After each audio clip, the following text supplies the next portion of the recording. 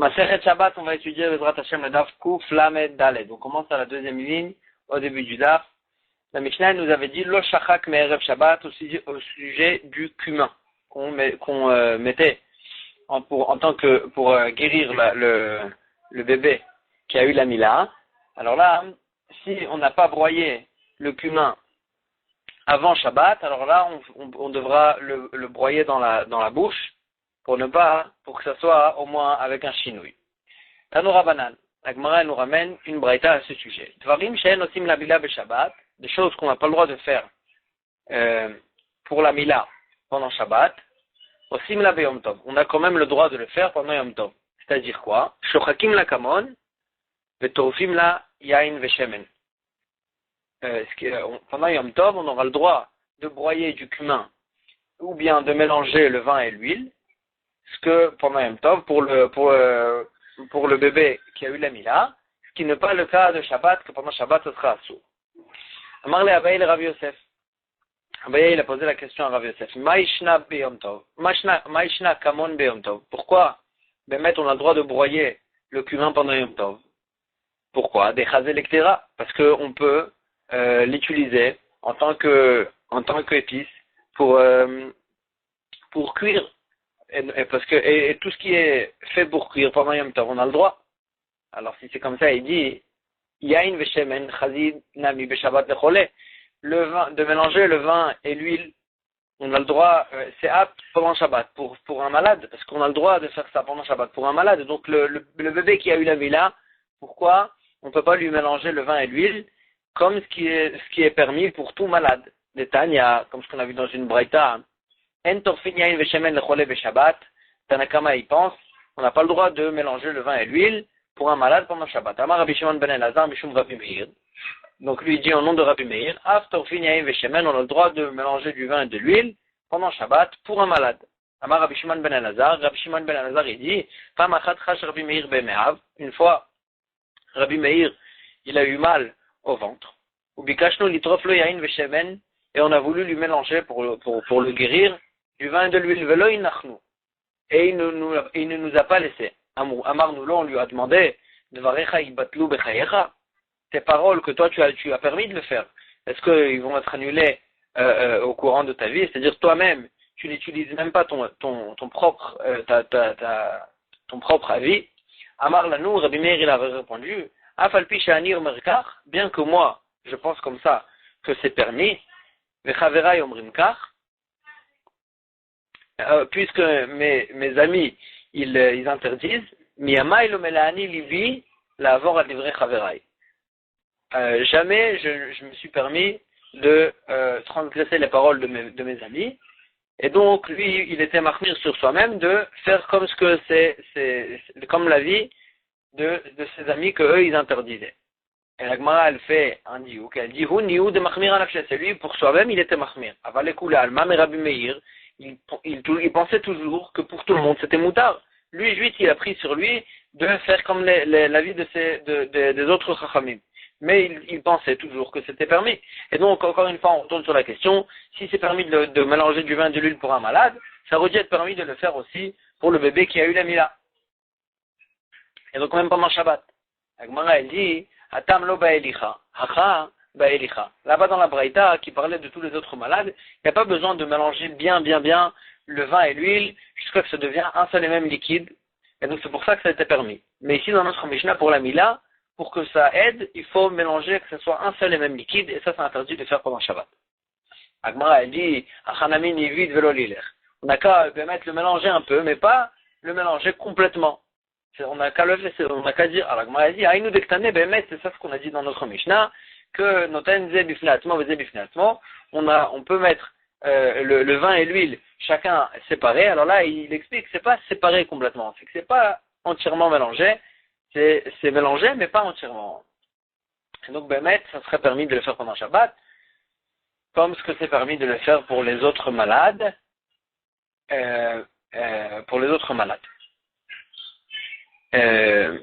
Donc, puisqu'on a parlé des halachot de Yom Tov, alors là, on va continuer un peu avec une halakha de Yom Tov. Tanoura banan, en mesanenim et achardal, amisnen et shelo, on n'a pas le droit de passer au passoir des grains de moutarde dans l'isnen et chelo, donc dans la passoire, pendant Yom Tov, pour en fait séparer les saletés parce que c'est interdit à cause de borer. Ven me matkim oto megachelet, on n'a pas le droit de l'adoucir avec en fait en le mettant à côté d'une braise, et de cette façon-là, la moutarde, elle devient plus douce. Pourquoi? Parce que pendant Yom Tov, on n'a pas, parce que ça va éteindre un peu en fait la braise, et ça va éteindre un peu la braise, et on n'a pas le droit d'éteindre pendant Yom Tov. Amarle Abaye le Rav Yosef. Abaye il a posé la question à Rav Yosef, Maïshna me'adetna notnim beitza bemisnenet shel chardal. On a vu dans une Mishnah que pendant Yom Tov, on a le droit de mettre un œuf dans la passoire de la moutarde pour en fait la passer au passoire en même temps que la moutarde, et de cette façon-là la moutarde elle prenait un plus bel aspect. Et donc et ça on a le droit de le faire même pendant Shabbat, et il n'y a pas de problème de borer, c'est pas considéré comme borer. Et donc si c'est comme ça, pourquoi l'œuf on a le droit de le passer au passoir, alors que la moutarde on n'a pas le droit de la passer au passoir même pendant Yom Tov? Amarle lui a dit Atam lo michzek borer, acham michzek borer. L'œuf n'est pas considéré comme un borer, parce que tout l'œuf en fait il sort en fin de compte tout l'œuf il va sortir de la passoire, et il va rien rester au-dessus. Mais ici juste le jaune il va sortir avant le blanc. Mais alors qu'au sujet de la moutarde, ça fait vraiment un effet de passoire, et donc c'est pour ça que c'est interdit même pendant Yom Tov. La fin de la deuxième halakha qu'on a vu, qu'on n'a pas le droit d'adoucir la moutarde en le mettant au-dessus d'une braise. Tania, pourtant la Gemara elle ramène une braïta dans laquelle on a vu qu'on a eu le droit. Lokashia. Kan begachelet shel matechet, kan begachelet shel etz. Ici, quand on a vu que c'était permis, c'est parce qu'on parlait d'une braise en métal, donc ça veut dire un métal brûlant. Et donc là, il n'y a pas de problème de l'éteindre, c'est pas considéré comme si on éteignait quelque chose, donc c'est pour ça que c'est permis. Mais ici, alors que ici on parlait d'une braise en bois, que là vraiment elle est allumée, c'est à du feu. Et donc, quand on éteint, c'est un problème de kibouille, on n'a pas le droit de l'éteindre pendant Shabbat. Quand on va mettre la moutarde dessus, il y a un peu de liquide qui va couler, et ça va éteindre un peu la braise, et donc c'est pour ça que c'est interdit, même pendant Yom Tov. Amarle Abaye le Rav Yosef, Maïshna mi bisra gumre. Quelle est la différence? Pourquoi on a interdit? Quelle est la différence avec la viande qu'on a le droit de la poser sur des braises pour la griller? Pourtant là-bas aussi il y a du liquide qui va tomber, ça va éteindre un peu les braises. Et pourquoi là-bas on l'a permis alors que ici tu interdis avec la moutarde? Amarle lui a dit Atam lo efshar, acha efshar. Là-bas dans la viande, une viande, on ne peut pas la préparer un jour avant. Et donc ça veut dire quoi on ne peut pas la préparer? Ça veut dire que le goût il est totalement différent quand on la prépare le jour même que le jour d'avant. Et donc c'est pour ça qu'on a permis de le faire pendant Yom Tov. Mais ici au sujet de la moutarde, on peut le préparer un jour d'avant et ça ne va pas vraiment changer le goût de la moutarde. Et donc c'est pour ça qu'on a interdit de le faire pendant Yom Tov. Amarle Abaye le Rav Yosef. Abaye a posé la question à Rav Yosef. Maou le gaben. Quelle est la halakha? Est-ce que pendant Yom Tov, on a le droit de faire fermenter du lait et donc en fait de confectionner un fromage? Pendant Shabbat, on n'a pas le droit de le faire parce que c'est considéré comme bonnet, comme si je construis quelque chose, parce que je confectionne en fait un nouveau aliment, et donc c'est considéré comme bonnet. Maintenant, il lui pose la question, est-ce que pendant Yom Tov on a le droit? On sait que pendant Yom Tov on a le droit de faire tout ce qui est de manger. Amarle lui a dit, Assur, on n'a pas le droit. Agmara lui pose la question, Abaye lui pose la question, Maïshna Milisha, quelle est la différence entre ça et de pétrir une pâte pour faire du pain pendant Yom Tov, ça on a le droit. Amarlé lui a dit Atam lo efshar, alcha efshar. Là-bas, la même réponse. Là-bas, on peut pas le faire, on peut pas pétrir avant Shabbat, avant Yom Tov, parce que ça, en fait, ça aura tout un autre goût, du pain frais ou bien du pain d'hier, c'est pas le même goût. Et donc, c'est pour ça qu'on lui a permis de le faire même pendant Shabbat. Mais ici, de faire fermenter un fromage, on peut le faire aussi avant Yom Tov, ça aura le même goût. Alors, elle pose la question, va amre ne'ardeh, gvina bat yoma me'alia. Pourtant, ils ont dit à Ne'ardea que un fromage frais du jour même, il est très bien, il est très bon. Et donc, là aussi, tu dis que tu aurais dû permettre à cause de ça. Alors, elle dit Achika Amre, c'est ainsi qu'il disait à Ne'ardeh. La felo gvina bat yoma me'alia. Même un fromage du jour même, lui aussi, il est bon. Mais Kavach Omer qu'il est bon quand il a été fait un jour avant. Kavach Omer qu'il a été bon, qu'il est bon quand il a été fait un jour avant. Et donc c'est la même chose. C'est pour ça qu'on ne lui a pas permis de le faire pendant Yom Tov, parce qu'il peut le faire avant Yom Tov. On a vu dans la Mishnah Enosim la Chalouk qu'on n'a pas le droit de faire pendant Shabbat pour la Mila, pour un Chalouk comme un habit pour la Mila, mais on a vu dans la Mishnah qu'il peut attacher sur la Mila un tissu. Et la Gemara elle va ramener comment on fait cette chose-là. Amar Abaye, Amra Liem, ma nourrice, elle m'a dit comment on faisait ce Chalouk. Hay Chalouk de Yanouka, ce Chalouk en question qu'on mettait pour couvrir en fait le bébé qui a eu la Mila, et donc pour couvrir la Mila elle-même, les faniers, les citras, les alliés, les ilahe, il faudra tourner le bout en fait du tissu, il faudra il faudra le plier le haut pour ne pas que en fait il soit proche de la chair, parce qu'en fait le bout du tissu il y a tout le temps des morceaux des fils qui dépassent, et on craint en fait d'ilma midabek gardamine, peut-être qu'un fil il va s'accrocher en fait à l'endroit de la plaie de la mila, et ça va sécher comme ça, et après quand il va le ressortir, le tissu va atteindre l'idée chofra, en fait il va blesser le bébé au bout du membre, et il va le faire croûte chofra, et en fait c'est comme si qu'il va couper en fait le bout du membre, ça s'appelle croûte chofra. Imeda Abaye, la nourrice de Abaye lui-même, Avda Kistata les palga. Elle faisait comme un ourlet en fait à ce tissu-là qu'elle posait,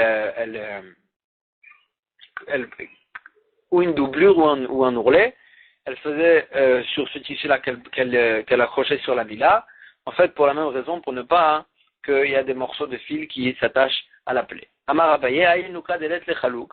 Un bébé, on lui fait la mila et qu'il n'a pas de chalouk en question pour mettre sur la mila, la ite belita de le sifta, il pourrait amener un morceau d'habit qui est abîmé, que cet habit-là il a un ourlet en fait sur le bout du tissu, et cet ourlet en fait il aide que ça s'accroche bien.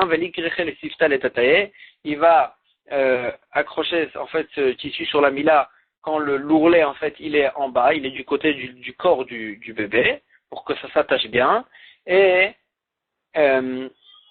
l'autre côté, en fait, on va retrouver un problème qu'il y a des fouilles qui dépassent sur le côté de la mila. Alors là, il va en fait plier le deuxième côté pour ne pas qu'il y ait des fils qui s'accrochent, et de cette façon-là, en fait, il va recouvrir la mila. Amar Abaye, Amra Liem, elle m'a dit ma nourrice, Ayenuka, de l'oyadia me pacté. Un bébé on retrouve pas en fait le trou de l'endroit où il fait ses besoins. Donc c'est en fait un peu couvert et on retrouve pas le trou. Les shaif et mishra, alors comment on va retrouver? Il donne une idée. On va le couvrir, on va l'enduire d'huile. L'huile en fait elle rend plus clair la peau. Et il va le sortir au soleil, le bébé, avec cette huile-là. Ve'echa dezig, et à l'endroit où ça semble plus fluide, ça a l'air plus transparent. Alors là, à cet endroit-là, l'ikre besarta, il va le déchirer en fait la peau avec une graine d'orge, shtiva erem en fait des deux côtés, horizontalement et verticalement, et de cette façon-là, il va retrouver en fait le trou de l'endroit où il doit faire ses besoins. Aval bikli matachot, l'eau, mais il ne va pas déchirer avec un métal, mais chum des arifs parce que ça peut en faire enfler en fait la peau. Amar ve'amar Abaye amra liem el m'a dit ma nourrice, ça y est nuka de l'eau maï, un bébé qui ne s'allaite pas. En fait, il ne boit pas le lait de sa mère quand il naît. Mekad ou mikar ou d'écart poumé. C'est parce qu'en fait, sa bouche, elle est froide et il n'a pas les forces de bouger ses lèvres de cette façon-là. Maïtakante, comment on peut l'arranger? Litukasa goumre, on va mettre dans un verre des braises, venin ketelela des poumés, et on va mettre ce verre-là à côté de sa bouche. Des chaim poumé, ça va en fait réchauffer ses lèvres. Ou maït, à ce moment-là, il pourra s'allaiter. Après Amar Abaye, encore une idée. Amra Liem, elle m'a dit ma nourrice, yenuka de l'homme minchete, un bébé qui ne respire pas. Alors là, à sa naissance, l'in pepe benaf vata ou minchete. On pourra en fait lui faire du vent avec une pelle et à ce moment-là, il va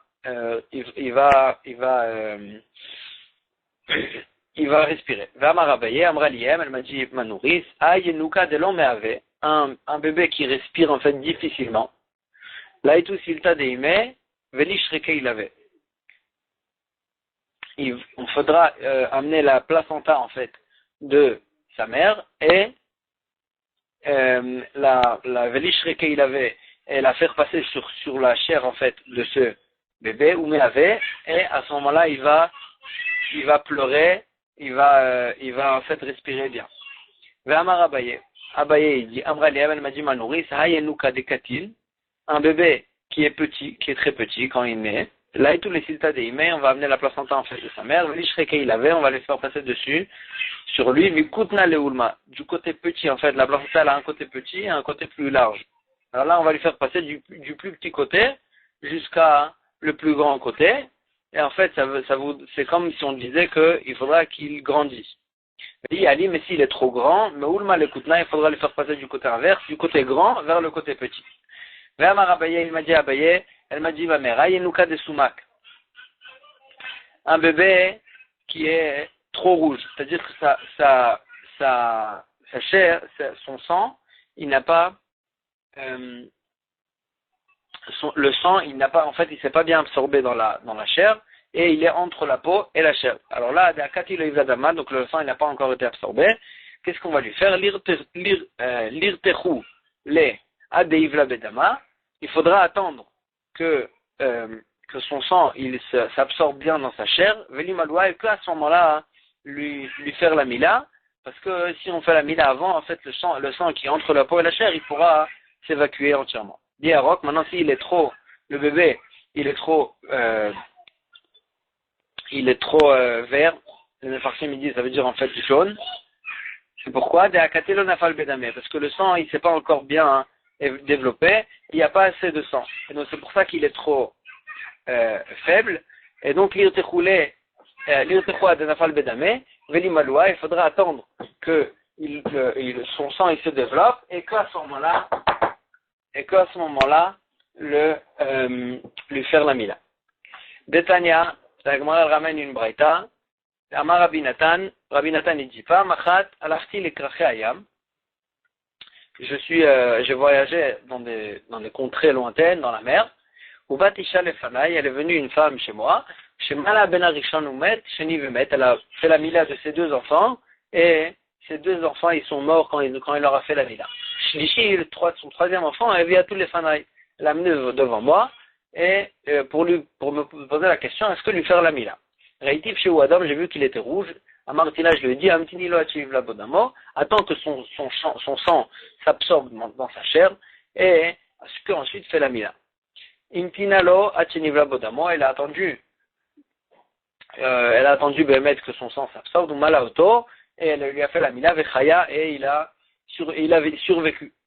Vayu Korim Oto Nathan Ababli Al-Chemi, et ils l'ont appelé Nathan Ababli, comme c'est le nom en fait de Rabbi Nathan, qui a donné cette idée en tant que Karatato. Encore une histoire, je vous parle les Médina de Kaputkia. Donc il a voyagé, il était dans la Médina de Kaputkia, c'était un endroit, où Batisha Le'achat Lefanai, elle est venue une femme devant moi, chez Mala Bena Rishon Umet, la même chose chez Niumet, ses deux premiers enfants, elle leur a fait la mila et ils sont morts. Shlishi a vu à tous les Fanai, le troisième elle l'a ramené chez moi pour me demander est-ce que lui faire la mila. Raïtif Shou Yarok, j'ai vu qu'il était jaune, vert jaune, Itzat Tibo, Velo Raïtibo Dambrit. Et j'ai regardé à l'endroit de la mila et je n'ai pas vu qu'il y avait là-bas en fait du sang. Il n'y avait pas de sang en fait qui était encore développé, qui s'est développé dans tout le corps. Il n'y avait pas de sang aussi à l'endroit de la mila. Avant que là, je lui ai dit, attends qu'il y a du sang qui va se développer assez dans son corps et qui va arriver aussi à l'endroit de la mila. Et Vimtinalo, elle a attendu, ou Malaoto, et là ensuite elle lui a fait la mila, Vechaya, et il a survécu. Lui aussi, il va eu Korim Shimon Nathan Ababli, Al-Shmi, et ils l'ont appelé Nathan Ababli sur le nom de Rabbi Nathan qui leur a donné cette idée en tant que Akaratato. Et on prend la Mishnah dans la Hamoudja. La Mishnah va continuer à parler de ce qu'il faut faire pour le katan, pour le bébé, qu'on lui fait la mila pendant Shabbat, et qu'est-ce qui va repousser Shabbat. Marichitim et katan, ben lifne mila, ben lachar mila, on a le droit de laver le bébé, qu'on lui fait la mila pendant Shabbat avec de l'eau chaude, on a le droit de le laver même avec de l'eau chaude, que ce soit avant la mila ou que ce soit après la mila, en fait le jour de la mila. Pourquoi? Parce que on a besoin de faire ça pour guérir en fait le katan. Ou mezalfin alav bayad avalobekli, on a le droit en fait d'éjecter sur lui de l'eau chaude avec la main, mais pas avec un cli. Mais pas avec un ustensile. Rabbi Elazar ben Azaria Omer, donc on fait un chinoui en fait. Rabbi Elazar ben Azaria Omer, et Rabbi Elazar ben Azaria, il dit machitin et katan bayom ashlishi. On a le droit de laver le bébé qui a fait la mila, pas que si on lui a fait la mila pendant Shabbat, mais même si pendant le troisième jour de la mila, si le troisième jour après la mila tombe pendant Shabbat, aussi on a le droit de laver le katan, parce que le troisième jour, c'est un jour où aussi il a très mal. Chez Nehemar, comme ce qu'on a vu au sujet des gens de Shechem qui ont fait la mila, le troisième jour, et ce fut pendant le troisième jour, au moment où ils avaient très mal. Donc ça veut dire que le troisième jour de la mila, le bébé il est très faible, et donc on peut le laver lui aussi pendant Shabbat. Safek, qu'est-ce qui se passe avec un bébé qu'on a un safek, est-ce qu'on a le droit de lui faire la mila pendant Shabbat? Par exemple, on sait qu'un bébé qui est né à 8e mois, on n'avait pas le droit de le faire la mila pendant Shabbat parce qu'on ne savait pas est-ce qu'il allait survivre. Et donc si on a un bébé que on ne sait pas est-ce qu'il est né au 8e mois ou au 9e mois, donc on ne sait pas est-ce que sa mila repousse Shabbat. Androgynos, ou bien androgynos, donc c'est celui qui a les signes et du garçon et de la fille. Donc c'est un safek, est-ce que c'est un garçon ou une fille? Alors là, lui aussi, El Mechalelim Alavet Shabbat, ces deux-là, puisque c'est des safek, on n'aura pas le droit de transgresser Shabbat pour leur faire la mila, du fait que c'est un safek. Rabbi Yehuda Matir Bandroginos, et Rabbi Yehuda, lui, il permet pendant l'androgynos de lui faire la mila pendant Shabbat, mais pas à un cas du safek. Et ça, c'est Rabbi Yehuda aussi, il apprend d'un passouk, la Gemara, elle va le citer dans les dates après. La Gemara retourne sur le début de la Mishnah. On a vu au début de la Mishnah, on a le droit de laver le katan et on a le droit de lui éjecter de l'eau chaude avec la main, mais pas avec un ustensile. La Gemara pose la question, tu me dis qu'on a le droit de l'éjecter, mais tu m'as dit qu'on a le droit de le laver vraiment dans l'eau chaude. Pourquoi après tu dis qu'on a le droit juste d'éjecter? Les deux ils expliquaient la Mishnah. La Mishnah elle s'explique. Et qu'elle dit comme ça, on a le droit de laver le petit, que ce soit avant la mila ou après la mila, donc le jour de la mila. Comment on le lavait? Mais on a le droit d'éjecter sur lui de l'eau chaude avec la main, mais pas avec un ustensile. Donc en fait, Tanakama il s'explique et il dit qu'en fait on n'a pas le droit de le laver vraiment, on a le droit juste d'injecter de l'eau. Amarava, Rava il pose la question, va marchitin tane, pourtant il y a écrit qu'on a le droit de le laver. Tanakama il dit vraiment, marchitin. Pourquoi dire que ça change et qu'on a le droit juste de l'éjecter, d'éjecter de l'eau. Et donc Bémet Rava il explique autrement, il dit, et là Amarava, hariktane, c'est comme ça la kavana de la Mishnah. Marchitim et akatan, ben lifne mila ben lachar mila, bayom arishon, kedarko. Le bébé, on a le droit de le laver avant ou après la Mila, le jour de la Mila, qui tombe pendant Shabbat, Kedarko normalement. Ça veut dire le laver vraiment, pas en éjectant. Ou Bayom Ashlishi, le troisième jour de la Mila, Shechal Yod Shabbat qui tombe pendant Shabbat. Si le troisième jour il tombe pendant Shabbat, c'est-à-dire on a fait la Mila jeudi. Alors là, on a fait la Mila mercredi. Alors là, donc le troisième jour, il tombe pendant Shabbat. Alors là, dans ce cas-là, on a le droit de juste mezalfim alav bayad avalobekli, on aura juste le droit de lui éjecter de l'eau avec la main et pas avec un ustensile. Rabbi Elazar ben Azaria, et Rabbi Elazar ben Azaria, lui, il n'est pas d'accord sur le deuxième halakha. Omer, il dit marchitim et takatan. On a le droit même de le laver le troisième jour. Bayam ashtishi shechal yod beshabbat, sheneemar, bayam ashtishi biyotam koavim. On a vu que le troisième jour, en fait, ils avaient mal, et donc le bébé, il est faible. Et donc même le troisième jour, on a le droit de le laver normalement. Donc en fait, Rava il dit que quand on a permis de laver le katan pendant Tanakama il permet de laver le katan, c'est pas que d'éjecter. Mais même on a le droit de le laver avec de l'eau chaude. Tanya Kevate de Rava. Agmar Rami Braïta qui aide Rava. Marchitim katan ben difne mila, ben lachar mila, on a le droit de le laver donc avant ou après la Mila, Bayom Arishon Kedarko, normalement, le premier jour de la Mila, normalement, sans faire de chinouille, c'est-à-dire on a le droit de le tremper.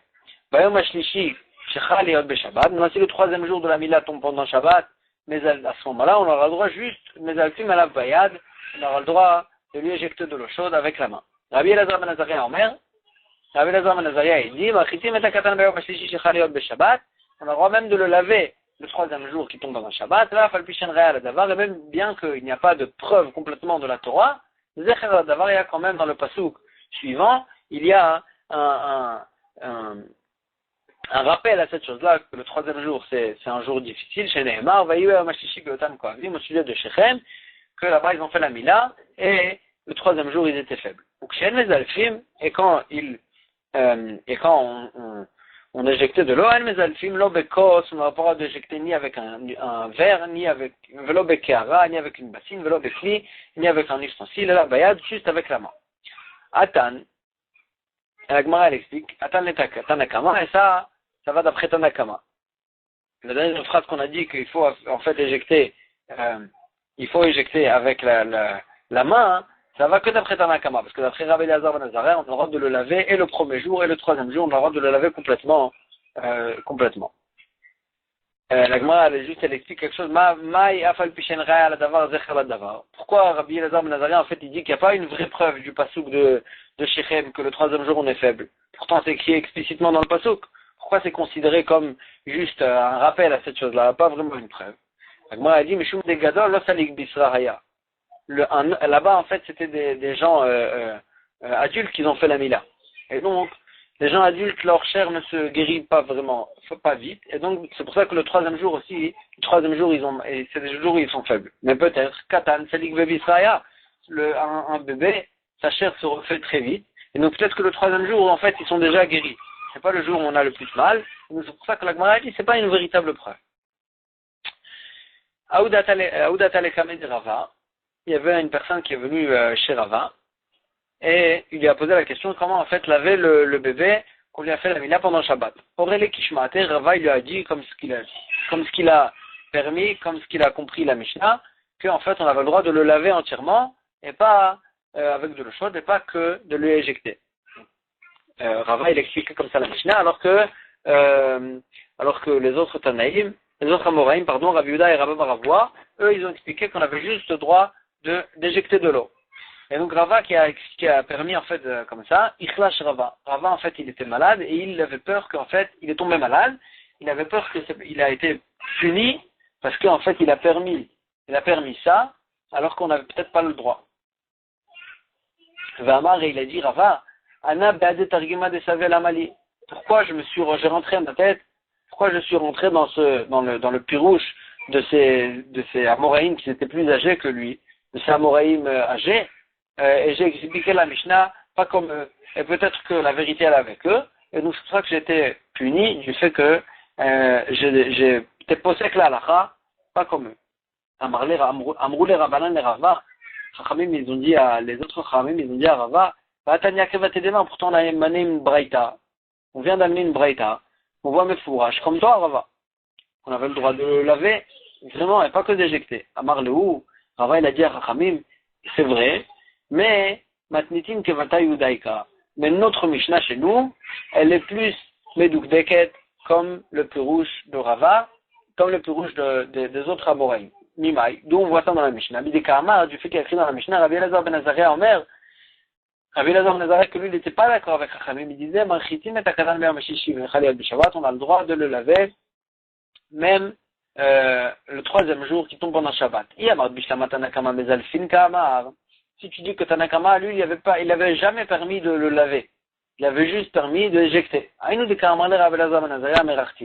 C'est pour ça que Rabbi Elazar ben Azaria, lui, il vient, il dit, non, on a le droit même on a le droit de le laver, de le tremper même.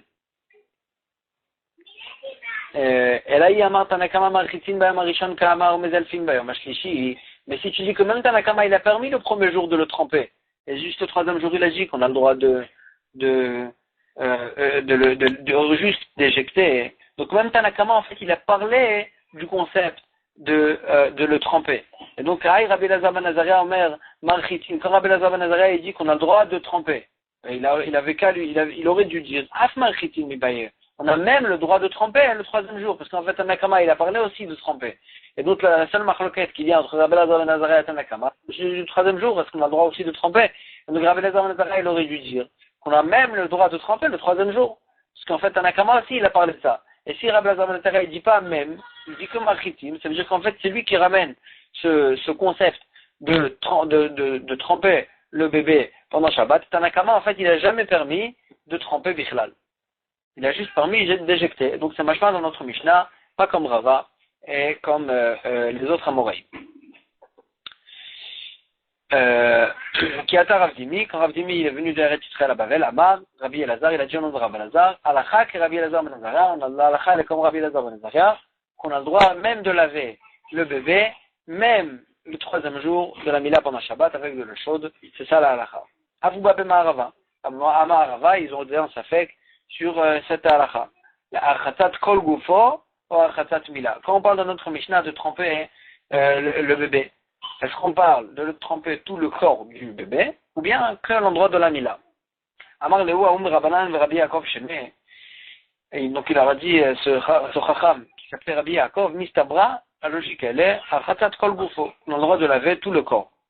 Et c'est kadata archatat mila, parce que si tu penses qu'on a le droit de laver que la mila elle-même, migara mechamin al gabe maka, est-ce que la mila elle est pire que la halakha qu'on a le droit de verser de l'eau chaude sur une plaie? D'Amarav, que Rav il a dit dessus, en mol'im chamin veshemen mal gabe maka. Shabbat on s'empêche pas de verser de l'eau chaude ou de l'huile sur une maka, sur une plaie pendant Shabbat. Et il n'y a pas de problème de refoua. Donc pourquoi d'après Tanakama dans notre Mishnah, on n'a pas le droit de tremper? On a juste le droit de... pourquoi d'après Tanakama dans notre Mishnah, on n'a pas le droit de tremper le troisième jour de la Mila? Pourtant ça va qu'à être comme une plaie normale, qu'on a le droit de tremper pendant Shabbat. Il n'y a pas de problème.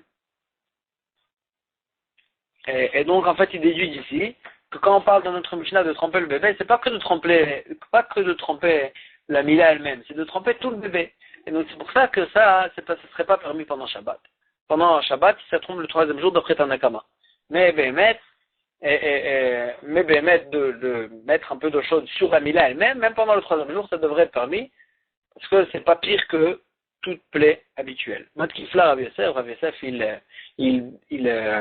il repousse en fait, il objecte sur lui et il repousse cette preuve, il dit Velo Shanelar, Ben Chamid Shu Chamou B'Shabbat, le Chamid Shu Chamou Me'erev Shabbat. est-ce que tu ne fais pas la différence entre entre de l'eau qui a été réchauffée pendant Shabbat et de l'eau qui a été réchauffée avant Shabbat? Pourtant, la Mishnah là-bas qui a permis de mettre de l'eau chaude sur la plaie, on parlait peut-être de l'eau chaude qui a été réchauffée avant Shabbat. Alors que chez nous, quand on permet de mettre sur la bila de l'eau chaude, c'est même de l'eau chaude qui a été réchauffée pendant Shabbat. Pendant Shabbat. Et sur ça, on a dit que si c'est le 3e jour de la bila, on n'aura pas d'utiliser de l'eau chaude qui a été réchauffée pendant Shabbat, parce que ça, c'est un interdit plus ramour.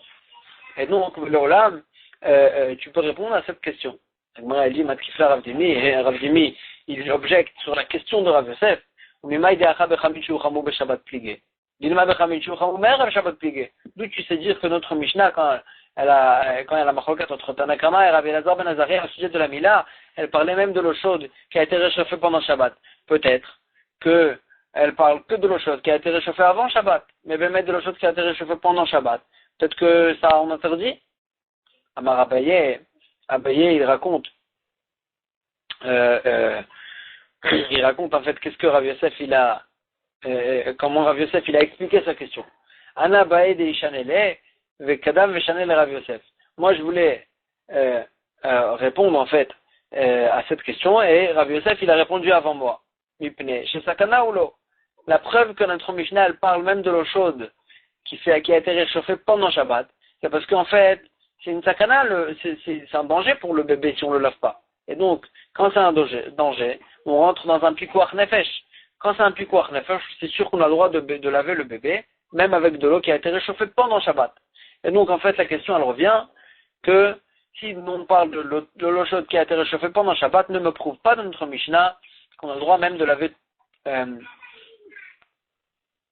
ne peut pas prouver de notre Mishnah. De quoi on parle dans la Mishnah? Est-ce qu'on parle de tout le corps ou bien que dans l'endroit de la Mila?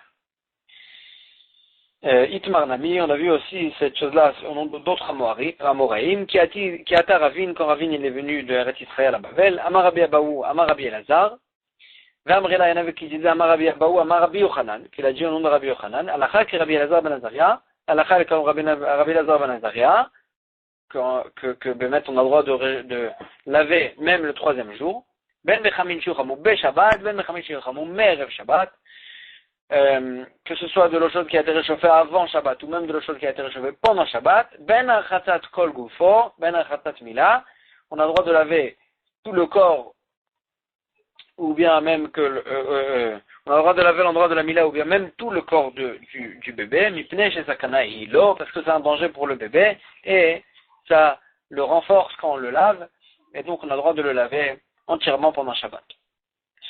Goufa Marav, Rav, en fait, on retourne sur la halakha de Rav au sujet de toutes les plaies. Et il a dit Rav, en monim chamil veshemel me'agabe maka Shabbat. Rav, il dit, on s'empêche pas de verser de l'eau chaude ou bien de l'huile sur une plaie pendant Shabbat. Shmuel Amar, et en fait, il n'y a pas de problème de refoua. Normalement, on n'a pas le droit de faire une refoua pendant Shabbat, mais ça, on a le droit. Shmuel Amar, et Shmuel, il dit, noten chutz la maka, mais shotet yored la maka. On peut verser de l'eau chaude ou bien de l'huile à côté de la plaie et ça va couler sur la plaie. Mais pas directement sur la plaie parce que c'est considéré comme une refoua qu'on n'a pas le droit de faire une remède pendant Shabbat. Un remède pendant Shabbat. Métivé la Gemara l'objecte de la braïta suivante. On n'a pas le droit de verser de l'huile ou de l'eau chaude sur du coton pour poser sur une plaie pendant Shabbat. Et donc, comme Shmuel, qu'on n'a pas le droit et pas comme Rav. Agmara a dit, Atam là-bas, là, c'est toute une autre raison pour laquelle on n'a pas le droit. Mais Shum Srita, parce qu'on craint qu'il va essorer ce coton, c'est pour ça qu'on l'a interdit. Mais si on met directement sur la plaie, le Olam, c'est permis. Tashma, la Gemara essaie de ramener une autre preuve. On n'a pas le droit de verser de l'eau chaude ou bien de l'huile sur du coton qui est posé sur la plaie pendant Shabbat. C'est-à-dire que le coton, il est déjà posé. Et donc, là, on ne va pas en arriver à l'essorer, parce qu'il est déjà posé. Et donc, quand même, on a vu qu'on n'a pas le droit. Donc, ça veut dire que c'est comme Shmuel, qu'on n'a pas le droit de verser sur une plaie pendant Shabbat. Agmara dit, Atam Nami, là-bas aussi, c'est vrai qu'il est déjà posé. Mishum Srita, là-bas aussi, il va en arriver aussi à l'essorer ce morceau. Et même s'il est déjà posé sur la plaie, il va quand même peut-être le bouger ou l'essorer. Donc c'est pour ça qu'on a interdit. Mais pas parce qu'on n'a pas le droit de faire ça pendant Shabbat du tout. Si on fait ça directement sur la plaie, peut-être que ça sera permis. Tania Kavate de Shmuel, quand même on ramène une raïta comme Shmuel. On n'a pas le droit de verser de l'huile ou de l'eau chaude sur une plaie pendant Shabbat. Mais on met à côté de la plaie et ça va se verser sur la plaie. Et donc on met fourrage une braïta qui dit explicitement comme Shmuel. Tanura Banan, Chachamim nous enseigne, Notnim al Gabe Amaka, Moch Yavesh, Fesfog Yavesh. On a le droit de mettre sur une plaie du coton sec ou bien une éponge sèche, juste pour protéger en fait la plaie. Avalo Gemi Yavesh, Velo Ktitin Yaveshin, mais pas des morceaux d'habits, c'était en fait des pansements qui guérissaient, parce que c'est considéré comme un remède que ça on n'a pas le droit pendant Shabbat. Elle pose la question Kashi Aktitin, des petits morceaux de ktitin, des petits morceaux d'habits, c'est mamash comme mort, c'est la même chose que mort, que dans laquelle on a vu au début de cette braïta, que c'était permis. Quelle est la différence entre un morceau de mort, c'est des morceaux de coton, et ktitin, c'est des morceaux d'habits? Pourquoi une fois on a vu que c'est permis, une fois on a vu que c'est interdit? Le caché, la Gemara dit pas de contradiction. Abechadete, abeatike. Ça dépend. Est-ce qu'ils sont nouveaux ou anciens? S'ils sont nouveaux, alors là ils guérissent et donc c'est interdit.